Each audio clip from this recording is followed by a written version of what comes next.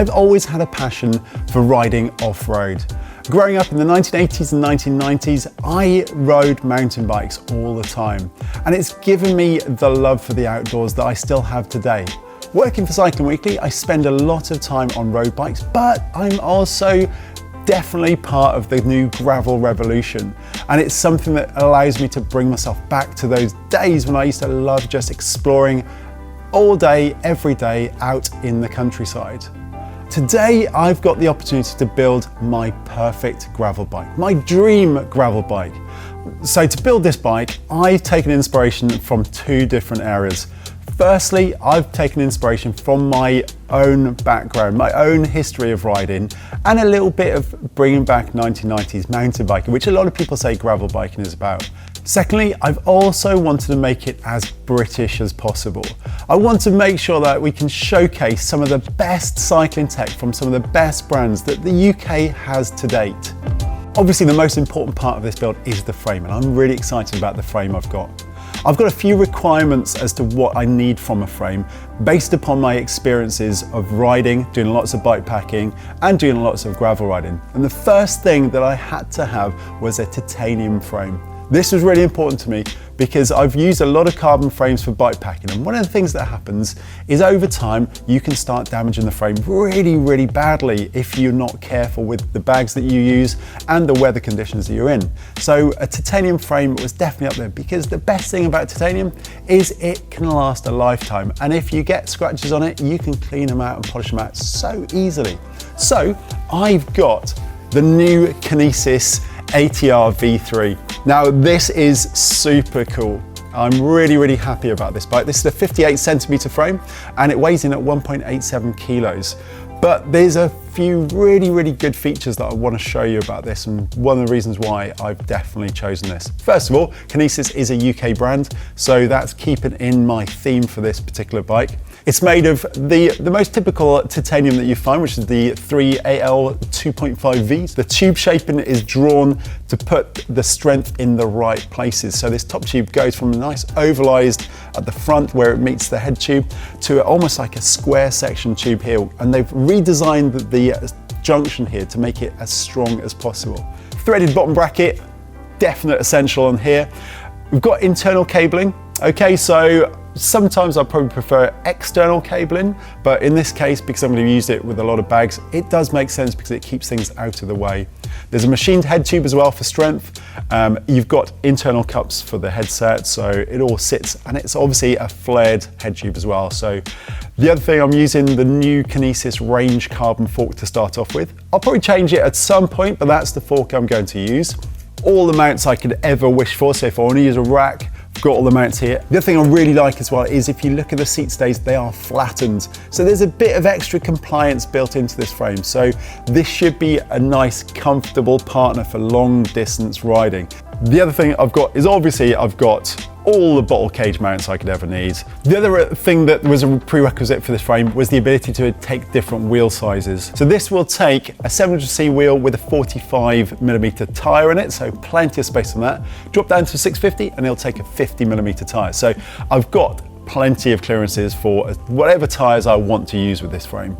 So there we go. That is my new Tripster ATR V3 frame that will be the basis for this dream build. The next critical part that obviously I'm going to have in this build are the wheels. So I've chosen to go for the Steyr all-road wheels. So these are the wheels that I've used in the 650 versus 700 wheel test, and I was so impressed with them that I really wanted them to be part of this build. Steyr use a really good, strong carbon rim. They're 24 spokes, front and rear. The other thing as well is I've also got a set of the 650 wheels, and it gives me the opportunity to swap them over. And they are built exactly the same, so I've got the same hubs on those and I've got the same rims as well. The other thing is they are actually very light. So with the tyres and sealant in them, so everything's set up. So I'm keeping the Donnelly tyres because again, I was really impressed with those. They weigh around about 2.3 kilos. So that's actually incredibly competitive, and that's with sealant as well. So obviously set up tubeless. Now, obviously you can't have a build that's inspired by British brands without having hope. Now, they make everything in-house It's absolutely exquisite in terms of the machining. And I've just got one of the bits to show you, and that is the new RX crankset. This is the new gravel crankset, and it is beautiful. This is their new machined aluminium crankset. It's super light. It's a two-piece. So you can see they've got a backing plate here, so it's completely hollow, but it still has the strength of a mountain bike crankset. So I can smash this around as much as possible, and it's going to bounce back for more. As I said at the start, I was around in the 1990s, and I mountain biked all the time. And there's only one color that you can really have on a bike like this if you were there back then, and that is purple. I know it's cliched, I know it's cheesy, but I have a very, very soft spot in my heart for this color scheme. I've gone for a 42 tooth chainring. This is a narrow wide chainring, so obviously it's a single ring that we're using. The rest of the drivetrain is going to be Shimano's GRX, and I've gone for mechanical, not Di2. And the reason for that is reliability. I do a lot of long distance events and a lot of long distance sort of solo traveling, and I just wanted the reliability that if anything happened, I didn't have to worry about a battery or anything, and I can fix it all myself. So I've gone for standard mechanical GRX 1x11. I've also got brake calipers and a stem and bottom bracket and rotors as well, so it's gonna look good. Another UK brand that has been making components for a very long time and making super high quality components is USE, or Ultimate Sports Engineering. So they have been making things totally in-house for a very long time down in West Sussex, and I had to have one of their components. And for this I've chosen their seat post, the Alien seat post, and this is the carbon version. They do aluminium ones as well. This is the 31.6mm diameter, so it's bigger diameter, but it's still going to add a little bit of extra comfort to it. And it has the light Alien head on here. So this is just use a single Allen bolt to adjust. Very, very easy to adjust. And I used to have one of these back on my mountain bike way back in the 90s. So it's kind of like another nice little bit of nostalgia for me. To top this off, I've got another brand, Fabric. So Fabric saddles are some of my favorites, and I'm pretty excited about this. This is a little bit of a Gucci bit for me. So Fabric are bringing out a range of limited edition saddles with different flags on them, and they have very kindly sent me the very first Welsh one. So you might not know, but I am actually Welsh. I'm from Caerphilly, and so this is going to be a real crowning part of my build. I really like this. If you're into gravel riding, you've probably heard of Lauf. This is the Icelandic brand that make really, really cool suspension forks and frames. Well, they also produce a handlebar called the Smoothie. So this is their Smoothie bar. So it's a carbon fiber bar, but it's not carbon fiber like you know it.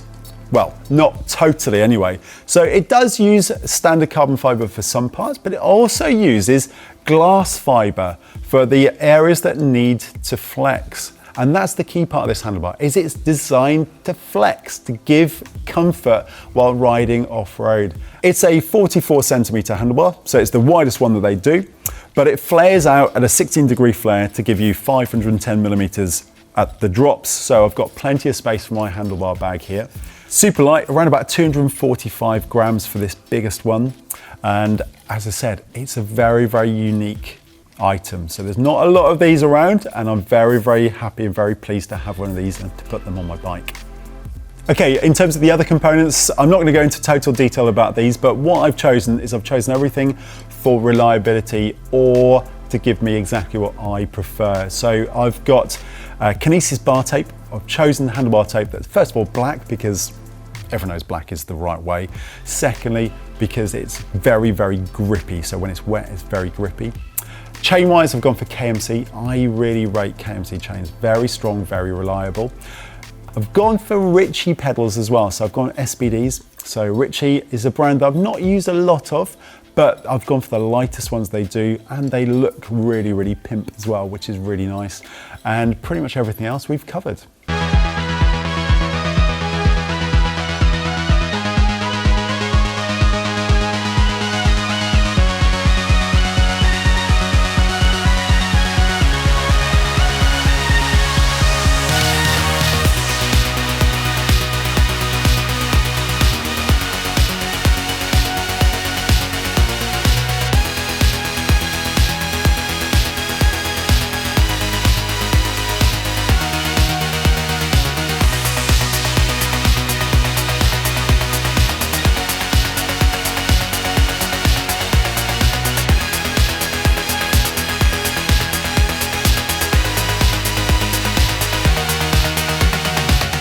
So here it is, finished the build, and I can't get over just how cool this thing is. Look at it, it is just stunning, and I'm so happy with how it's turned out. Everything on it just works, and actually the purple, yeah, it's not too much, is it? Now, obviously it's a little bit horrible and the light's going now because it did take a while to build. So I'm not going to be riding it today, but I am going to be riding it quite a lot over the next few months. And obviously there's a few things that I'm going to be tweaking first of all. I cut the steerer tube with plenty of space left on it so I can play around with the position, and same goes with stem length as well. Saddle wise, again, love this saddle, real cool feature, but I probably will be changing things around as well. And this will be a basis for my gravel adventures over the next few months. Chose the 58cm frame, first of all because obviously it fits me, but secondly there's plenty of space inside the frame for frame bags, so I can pack everything I want within the frame. Same goes with bottle cages. I haven't got any bottle cages on here at the moment because I don't know exactly how many I'm going to be using and what style. I might want to go for some purple ringlay ones if I can get some, that'd be pretty smart, but we'll see how it goes from there. I'll also be changing to a Lauf suspension fork as well for certain events. I've got Grip Fest coming up in a few months' time, and that definitely will play into the hands of that suspension for that type of event. So that'll come into it. Some of you will also probably think about the gearing of this bike, and that's one of the reasons why I've gone for the Hope chain set, is I can change the gearing quite easily with this.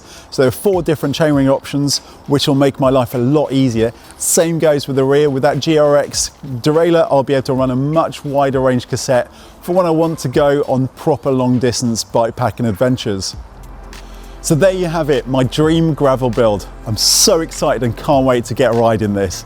Totally happy with it. If you've got any other types of builds you'd like to see us attempt, please put it in the comment section below. And if you've got any comments about this bike in particular, again, put it in the comment section. I'll be more than happy to answer any questions about it. And don't forget to like and subscribe to keep up with our latest releases. And more importantly, click on that notification bell, because I will be doing an update on this bike in the next few months just to show you exactly how it's going. But until then, we'll see you soon.